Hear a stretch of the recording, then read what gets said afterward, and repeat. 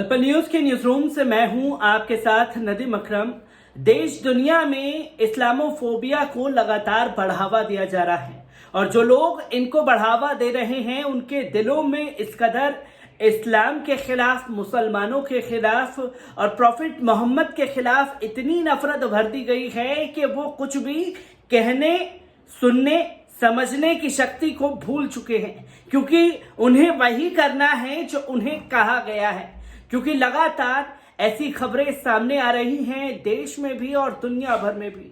देश में संघी मानसिकता से जुड़े हुए लोग लगातार ऐसी घटनाओं को अंजाम दे रहे हैं, तो वहीं दुनिया भर के लोगों की बात की जाए तो वो इस्लामोफोबिक से इस तरीके से ग्रसित हो चुके हैं कि उन्हें सिर्फ यही नजर आता है कि मुसलमान उनका दुश्मन है और मुसलमानों को खत्म करना है।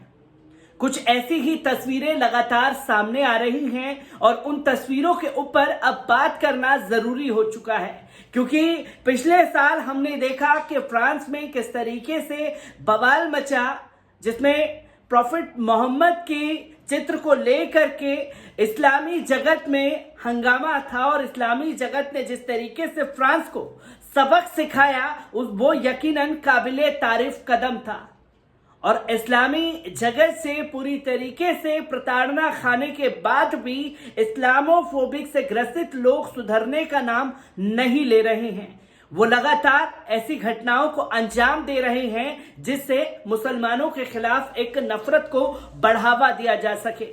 एक ऐसी ही खबर फ्रांस से हैरान कर देने वाली हम लोगों के सामने आ रही है, जहां पर मस्जिदों में बकायदा बम विस्फोट किया गया और मस्जिदों की दीवार पर हजरत मोहम्मद सल्लल्लाहु अलैहि वसल्लम के खिलाफ आपत्तिजनक शब्दों का इस्तेमाल किया गया है। आखिरकार पूरा मामला क्या है, एक बार इस रिपोर्ट पर नजर डालते हैं। फ्रांस के गृह मंत्री ने रमजान का महीना शुरू होने से कुछ दिन पहले एक मस्जिद की दीवारों पर भड़काऊ चित्र बनाए जाने के बाद मुसलमानों के धार्मिक स्थलों और मस्जिदों की कड़ी सुरक्षा के आदेश दिए हैं।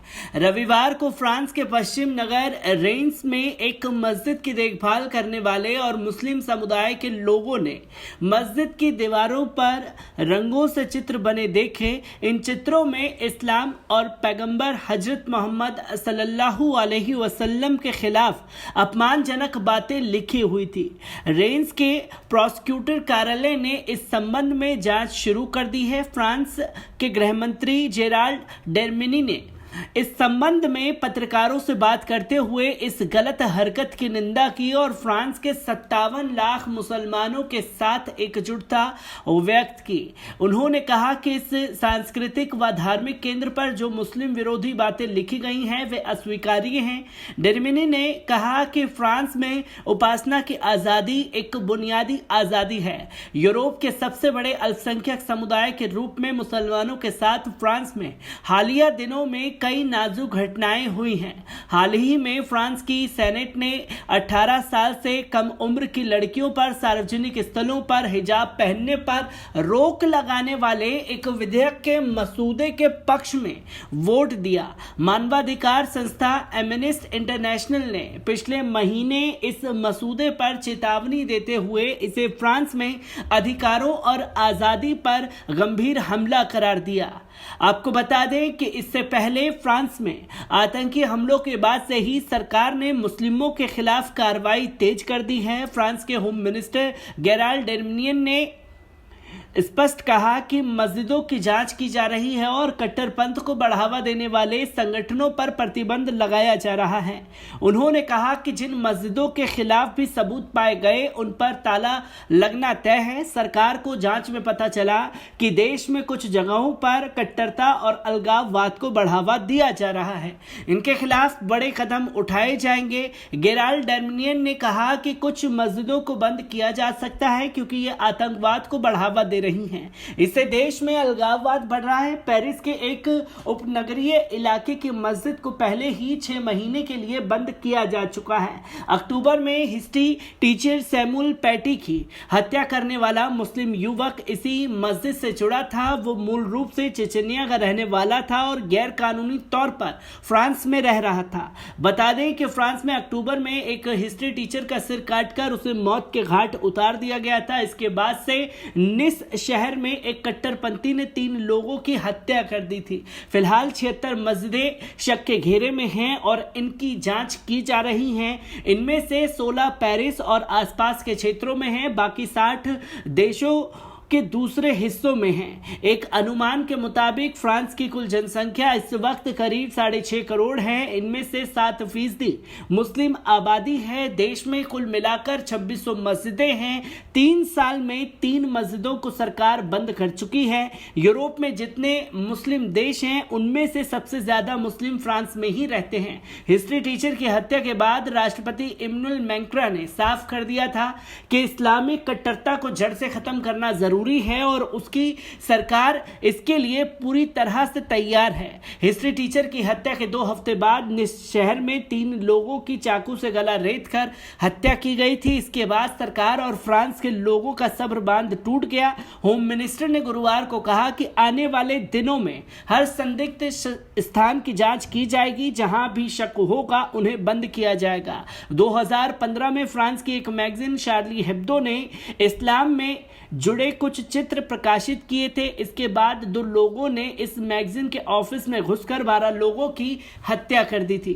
ब्यूरो रिपोर्ट, पल पल न्यूज। तो दोस्तों, आपने देखा कि इस्लाम और मुसलमानों के खिलाफ किस कदर नफरत को भर दिया गया है और ये नफरत को लेकर के सिर्फ यही दिखाना चाहते हैं कि हम आप लोगों के ऊपर इसी तरीके से प्रहार करेंगे और आप हमारा कुछ भी नहीं कर पाएंगे। अब फ्रांस में हो रही घटना की क्रोनोलॉजी और जो लगातार हिंदुस्तान में ऐसी घटनाएं हो रही हैं उस क्रोनोलॉजी को समझना बहुत जरूरी है। जहां एक तरफ इस्लामी जगत से पूरी तरीके से प्रताड़ना खाने के बाद फ्रांस के राष्ट्रपति ने माफी तो मांग ली, बट फ्रांस के राष्ट्रपति ने जो एक मैसेज आवाम को देने की कोशिश की वो मैसेज लोगों के दिमाग तक असर करा और जब वो दिमाग तक असर करा तो नतीजा आपके सामने है कि मस्जिदों पर हमले शुरू हो गए और साथ ही साथ सरकार द्वारा ये निर्णय लिया गया कि देश भर की 76 मस्जिदों को हम बैन करेंगे, उनके ऊपर ताले लगा देंगे। और जिन मस्जिदों को खोला गया है, जो मस्जिदें खुली हुई हैं, उनके ऊपर इस्लामोफोबिक से ग्रसित लोग अटैक कर रहे हैं। मस्जिदों के दीवार पर किस तरीके से अपशब्द हजरत मोहम्मद सल्लल्लाहु अलैहि वसल्लम के लिए लिखे गए और साथ ही साथ मस्जिद में जिस तरीके से हमले हो रहे हैं इसके ऊपर भी चर्चा की जानी चाहिए। और यही चीजें सेम हिंदुस्तान में भी होती हुई नजर आ रही हैं, क्योंकि कोई भी संघी मानसिकता से जुड़ा हुआ इंसान सामने आ जाएगा, वो कुरान शरीफ के ऊपर सवाल खड़े करेगा और सवाल खड़े करने के बाद देश में बवाल होगा और कोई भी संघी मानसिकता से जुड़ा हुआ व्यक्ति प्रॉफिट मोहम्मद के खिलाफ अपशब्द बोलेगा और देश में प्रोटेस्ट शुरू हो जाएगा। अब इस क्रोनोलॉजी को समझना बहुत जरूरी है कि आखिरकार फ्रांस में जो ये घटना घटी उन लोगों के हौसले कैसे बुलंद हैं और भारत में लगातार जो ऐसी घटनाएं सामने आ रही हैं उनके हौसले क्यों बुलंद हैं। क्योंकि फ्रांस में जब प्रॉफिट मोहम्मद के चित्र को लेकर के एक टीचर का गला काट करके हत्या कर दी गई, ये घटना नहीं घटनी चाहिए थी। सारे इस्लामी जगत के लोगों ने इस घटना की निंदा की और आरोपी को सख्त से सख्त सजा देने की मांग की। पर इसके बाद फ्रांस के राष्ट्रपति ने जो किया उसमें पूरे दुनिया भर से प्रताड़ना झेलनी पड़ी और उसके बाद माफी मांगी गई।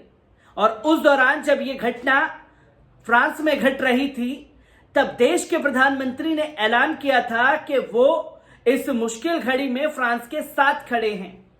जहां ये घटना घटी हजरत मोहम्मद सल्लल्लाहु अलैहि वसल्लम को लेकर के, उस दौरान देश के प्रधानमंत्री ने ये ऐलान किया कि वो उनके साथ खड़े हैं। और जब देश के प्रधानमंत्री ऐसी घटनाओं को बढ़ावा देने में उस देश के साथ खड़े हैं, तो क्या असर इन लोगों के दिमाग पर हो रहा है, इसका जीता जागता उदाहरण आप लोगों के सामने है।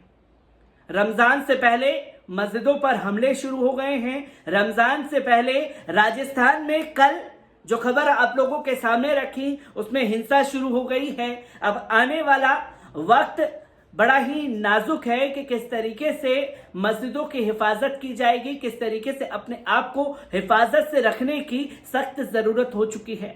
मैं ऐसी ही खबरों से आपको रूबरू कराता रहूंगा। दीजिए मुझे इजाजत। शुक्रिया।